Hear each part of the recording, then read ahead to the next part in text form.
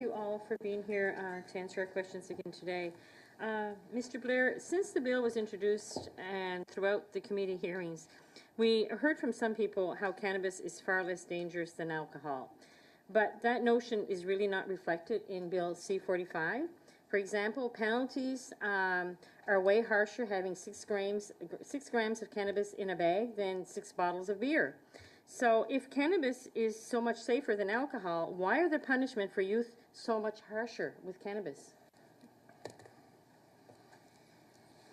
Well, Senator, first of all, I have never said that cannabis is safe, particularly for young people. No, I didn't say that you said it was. I said that throughout the committee meetings, we heard from some people that had stated that. I just wanted your opinion on it.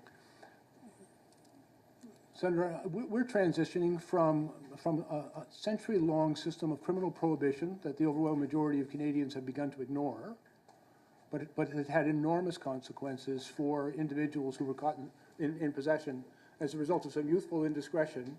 Many were not caught, but some were, and they ended up with a criminal record that affects the rest of their life. Their ability to cross a border, their ability to get a job, or just they're classified as having a criminal record. Those consequences are quite significant. We're moving away from that criminal prohibition, but the regulations that we're putting in place, I think reflect Canadians' concerns that have been expressed to us about the availability of this drug, and they want to ensure that we do not allow the illicit market to continue. And many of the penalties that we've kept in place, I think it's important to be very clear.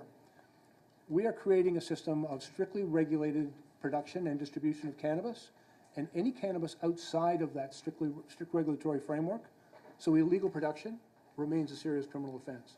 Illegal distribution, drug trafficking, remains serious criminal offenses.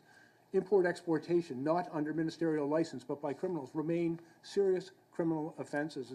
And that is simply an acknowledgement that organized crime has 100% control of this market. And the police are retaining all of the authorities, all of the offenses, and all of the penalties that they have had for a century.